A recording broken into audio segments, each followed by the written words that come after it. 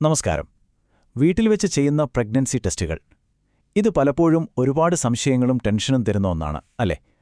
എന്നാൽ ഇന്ന് നമ്മൾ ആ കൺഫ്യൂഷനെല്ലാം മാറ്റി പകരം ശരിയായ അറിവും ആത്മവിശ്വാസവും നേടാൻ പോവുകയാണ്. ആ ഒരു നിമിഷം ടെസ്റ്റ് കയ്യിൽ പിടിച്ച് ആ വര തെളിയാനായി കാത്തിരിക്കുമ്പോൾ ഹൃദയമിടിപ്പ് കൂടും, അല്ലേ? നിങ്ങൾ പോസിറ്റീവ് ഫലത്തിനാണോ നെഗറ്റീവ് ഫലത്തിനാണോ കാത്തിരിക്കുന്നത് എന്നതിനപ്പുറം ആ ഒരു ടെൻഷൻ തികച്ചും സ്വാഭാവികമാണ്.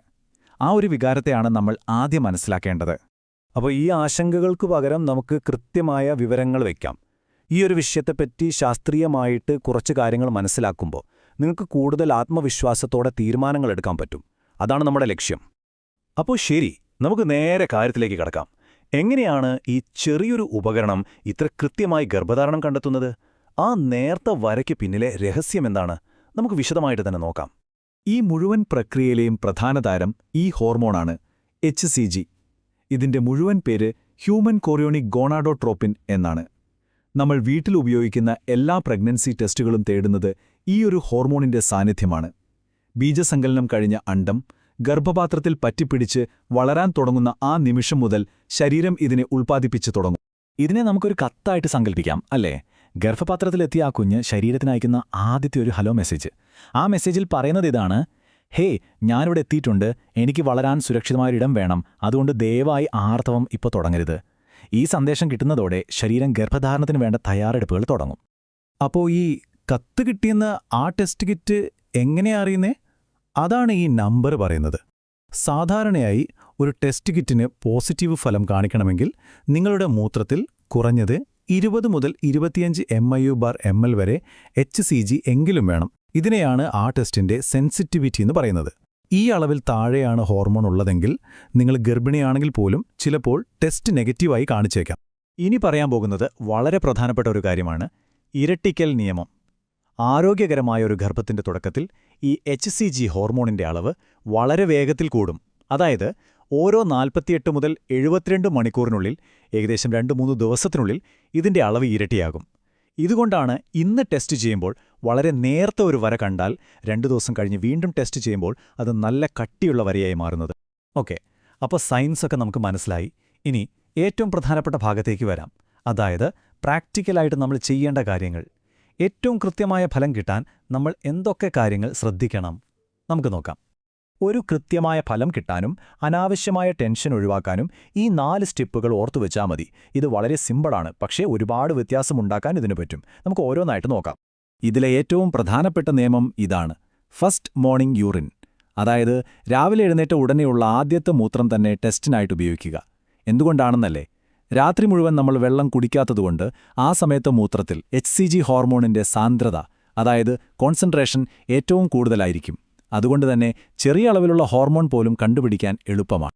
ഈ ചാർട്ട് കാണുമ്പോൾ തന്നെ കാര്യം വ്യക്തമാവും. നിങ്ങളുടെ പീരിയഡ് മിസ്സാവുന്ന ദിവസം തന്നെ ടെസ്റ്റ് ചെയ്താൽ ഒരു 90% കൃത്യത പ്രതീക്ഷിക്കാം. എന്നാൽ ഒരാഴ്ച കൂടി ഒന്ന് ക്ഷമിച്ചാൽ കൃത്യത 99% വരെ എത്തും. കാരണം സിമ്പിളാണ്: ആ ഒരാഴ്ച കൊണ്ട് HCG ലെവൽ നന്നായി ഉയർന്നിട്ടുണ്ടാവും. അതുകൊണ്ട് ടെസ്റ്റ് ചെയ്യാൻ കുറച്ചൊന്ന് കാത്തിരിക്കുന്നത് എപ്പോഴും നല്ലതാണ്. ഇത് ഒരുപാട് പേർക്ക് തെറ്റുപറ്റുന്നൊരു കാര്യമാണ്. ടെസ്റ്റ് കിറ്റിലെ നിർദ്ദേശത്തിൽ എത്ര സമയം കാത്തിരിക്കാനാണോ പറയുന്നത് ആ സമയം കൃത്യമായി പാലിക്കുക. സാധാരണയായി 3 മുതൽ 5 മിനിറ്റ് വരെ ആവുമിത്. ആ സമയം കഴിഞ്ഞ് കിട്ടുന്നതാണ് നിങ്ങളുടെ ശരിക്കുള്ള ഫലം. അരമണിക്കൂറോ 1 മണിക്കൂറോ കഴിഞ്ഞ് നോക്കുമ്പോൾ ഒരു നേർത്ത വര കണ്ടാൽ അത് കാര്യമാക്കരുത്. അത് മൂത്രമുണങ്ങുമ്പോൾ രൂപപ്പെടുന്ന ഇവാപ്പറേഷൻ ലൈനാണ്. അതൊരു പോസിറ്റീവ് റിസൾട്ട് അല്ല. ഏറ്റവും കൂടുതൽ ആശയക്കുഴപ്പമുണ്ടാക്കുന്ന ഒരു സാഹചര്യമാണിത്. പീരീഡ് ലേറ്റാണ്, പക്ഷേ ടെസ്റ്റ് നെഗറ്റീവ്. പെട്ടെന്ന് നമ്മൾ ടെൻഷനാവും. പക്ഷെ പേടിക്കേണ്ട, ഇതിനർത്ഥം നിങ്ങൾ ഗർഭിണിയല്ല എന്നാവണമെന്നില്ല. പലപ്പോഴും നമ്മുടെ ഓവുലേഷൻ, അതായത് അണ്ഡവിസർജനം, നമ്മൾ പ്രതീക്ഷിക്കുന്നതിലും വൈകിയാവും നടന്നിട്ടുണ്ടാവുക. അതുകൊണ്ട് HCG ഉൽപ്പാദനം തുടങ്ങാനും വൈകും. അപ്പോൾ ചെയ്യേണ്ടത് ഇത്രമാത്രം: ടെൻഷൻ അടിക്കാതെ ഒരു 72 മണിക്കൂർ, അതായത് ഒരു 3 ദിവസം കഴിഞ്ഞ് വീണ്ടും ടെസ്റ്റ് ചെയ്ത് നോക്കുക.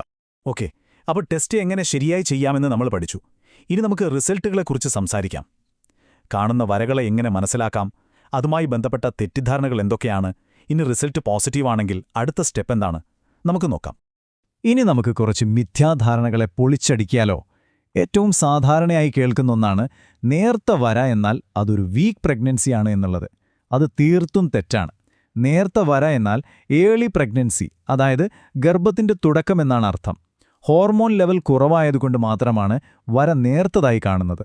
അതുപോലെ പപ്പായ കഴിച്ചതുകൊണ്ടോ ശരീരത്തിലെ ചൂട് കൂടിയതുകൊണ്ടോ ഒന്നും ടെസ്റ്റ് റിസൾട്ട് മാറില്ല.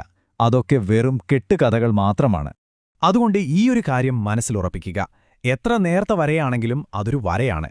നിങ്ങളുടെ ശരീരത്തിൽ HCG എന്ന ഹോർമോൺ ഉണ്ട് എന്നതിന്റെ സൂചനയാണത്. അതൊരു പോസിറ്റീവ് അടയാളമാണ്.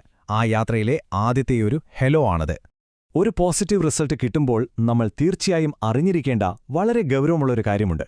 ഇത് വളരെ അപൂർവമായി സംഭവിക്കുന്ന എക്ടോപിക് പ്രഗ്നൻസിയെക്കുറിച്ചാണ്. അതായത് ഗർഭപാത്രത്തിന് പുറത്തു വളരുന്ന ഒരവസ്ഥ. അതുകൊണ്ട് പോസിറ്റീവ് ടെസ്റ്റിനോടൊപ്പം വയറിന്റെ ഒരു ഭാഗത്ത് മാത്രമായി കഠിനമായ വേദന, സ്പോട്ടിംഗ് അല്ലെങ്കിൽ തലകറക്കം പോലുള്ള ലക്ഷണങ്ങൾ കാണുകയാണെങ്കിൽ ഒരു നിമിഷം പോലും വൈകരുത്. ഉടൻ തന്നെ വൈദ്യസഹായം തേടണം. ഇത് വളരെ പ്രധാനമാണ്. അപ്പോ നിങ്ങൾക്ക് പോസിറ്റീവ് ഫലം കിട്ടിയെന്നിരിക്കട്ടെ. ഇനി അടുത്തതെന്ത്? 3 കാര്യങ്ങൾ ഉടൻ തുടങ്ങാം. 1. ഡോക്ടറുടെ നിർദ്ദേശപ്രകാരം ഫോളിക് ആസിഡ് സപ്ലിമെന്റ് കഴിച്ചു തുടങ്ങുക. 2. ധാരാളം വെള്ളം കുടിച്ച് ശരീരം ഹൈഡ്രേറ്റഡായി വയ്ക്കുക. 3.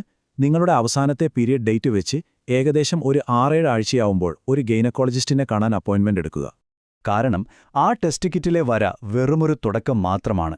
ശരിയായ അറിവും മുന്നൊരുക്കവുമുണ്ടെങ്കിൽ മുന്നോട്ടുള്ള യാത്ര കൂടുതൽ മനോഹരവും ആത്മവിശ്വാസം നിറഞ്ഞതുമാക്കാൻ നമുക്ക് സാധിക്കും.